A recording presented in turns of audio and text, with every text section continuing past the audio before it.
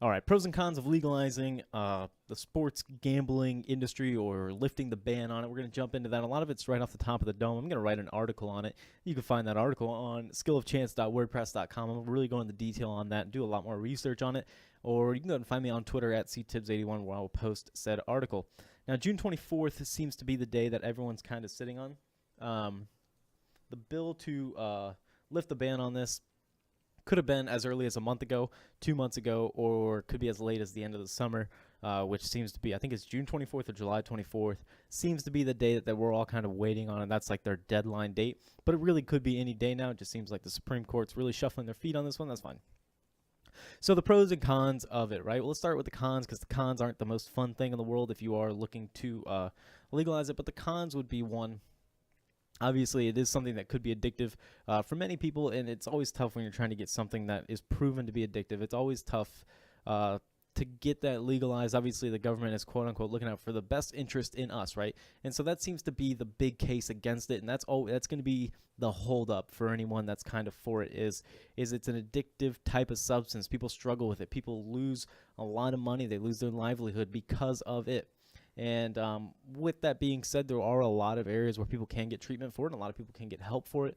But I guess to be put in the best circumstances or in the best case scenario is just leave it banned, and we don't have to worry about that. Is kind of the narrative, right?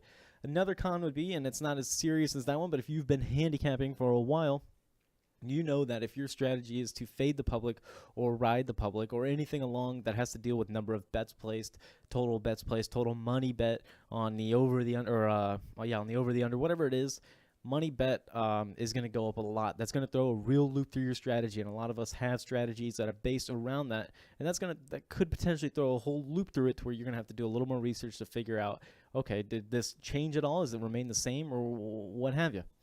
The pro is, we can drive down the road and we can go ahead and do this with no problem. We can go ahead and drive down the road. We can go to a social setting and we can bet on games, which seems to be a pretty good pro. I like that idea. I love that idea, actually. I think it's a great idea. I think that's something that a lot of people do like the idea of.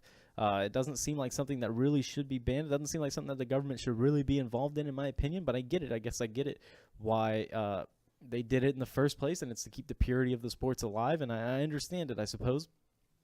Another pro would be, I had a good pro for it.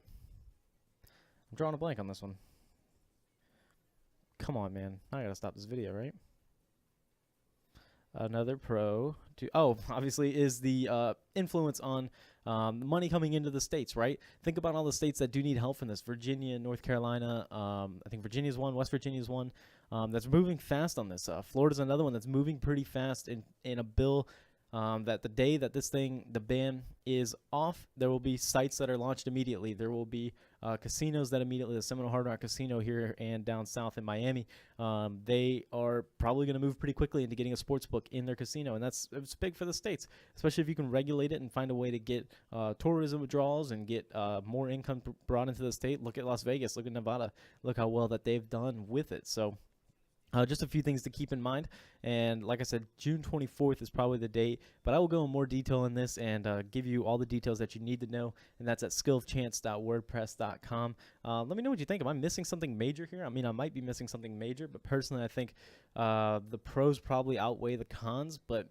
that's from a selfish perspective, knowing that I can handle myself. I know that I can not get in any trouble with it, but there are a lot of people who can't, that do struggle with this, and maybe that's a big enough deal to where you should keep the ban on it.